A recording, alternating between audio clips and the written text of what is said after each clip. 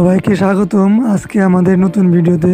আজকে আমরা জানবো তুর্কি নির্মিত আক্রমণী হেলিকপ্টার T-129 অ্যাটাক সম্পর্কে। T-129 অ্যাটাক হলো আগস্টা A-129 মানগস্টার ভিত্তিতে তুরস্কের টার্কিশ এয়ারোস্পেস ইন্ডাস্ট্রিজ TAI ও আগস্টা ওয়েস্টল্যান্ড এখন লিওনার্ডো যৌথভাবে উন্নত করা একটি আক্রমণ ও ট্যাকটিক্যাল রিকনেশা হেলিকপ্টার।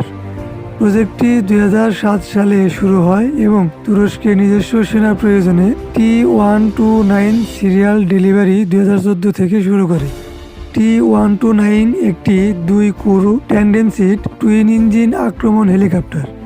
এটি LH টেক CTS 800 সিরিজের দুটি টার্বোস্পট ইঞ্জিনে চালিত।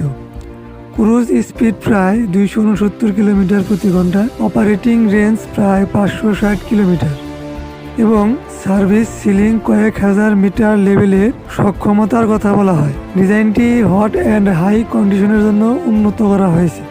T-129 এ সামঞ্জস্যপূর্ণভাবে একটি টার্লেট টাইপ 20 মিলিমিটার গান, 3 ব্যারেল রটারি বা এক্সটেনশন কনফিগারেশন, রকেট পড এবং বিভিন্ন গাইডেড মিসাইল বহন করার ক্ষমতা রয়েছে।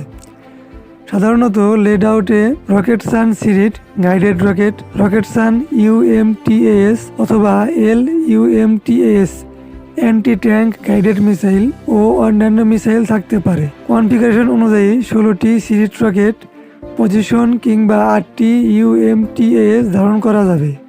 T-129 এ উন্নত টার্গেটিং সিস্টেম FLIR অথবা air night vision, helmet mounted queueing system এবং মিশন কম্পিউটার রয়েছে। এর জন্য তুর্কি প্রতিষ্ঠানগুলো নিজস্ব সিস্টেম ও সিমুলেটর তৈরি করেছে। কিছু ভেরিয়েন্ট মিল্ডার নামক ফায়ার কন্ট্রোল অথবা রোডার সিস্টেমও যুক্ত করা হয়। T-129 মূলত তুরস্কের জন্য তৈরি হলেও আন্তর্জাতিক বাজারেও রপ্তানি শুরু হয়েছে। পিপলস রিপাবলিকগুলোতে তুর্কি নীতির মাধ্যমে ফিলিপাইন্সের মতো ক্রেতাদের কাছে বিক্রি চুক্তি ও মার্কেটিং হয়েছে। নাইজেরিয়ার জন্যও সরবরাহ শুরু হয়েছে। কয়েকটি দেশ T-129 গ্রহণ করেছে বা অর্ডার দিয়েছে, তবে কিছু মাত্রায় আন্তর্জাতিক রাজনীতিক ও লাইসেন্স সীমাবদ্ধতার কথাও খবর আছে। T-129 এর শক্তি হলো এর উচ্চমানের টার্গেটিং সিস্টেম, ম্যান এভিয়ালি ফ্রেন্ডলি এভিওনিক্স এবং শক্তিশালী লোড আউট অপশন। কিন্তু কিছু সমালোচনায় বলা হয়েছে যে এটি হট অ্যান্ড হাই কন্ডিশনে ওজন ও পারফরমেন্স বানচাল হতে পারে, তাই কনফিগারেশন এবং মিশন প্ল্যানিং গুরুত্বপূর্ণ। T-129 অ্যাটাক আধুনিক আক্রমণী অপারেশনের জন্য একটি প্রতিযোগিতামূলক প্ল্যাটফর্ম। বিশেষ করে প্রত্যন্ত বা পাহাড়ি অথবা গরম অঞ্চলে অভিযানের জন্য ডিজাইন করা হলেও কার্যকর কনফিগারেশনে এটি শক্তিশালী অস্ত্রশক্তি প্রদর্শন করে। সম্প্রতি বাংলাদেশ সরকার তুরস্কের কাছ থেকে এই T-129 অ্যাটাক হেলিকপ্টার কেনার উদ্যোগ গ্রহণ করেছে।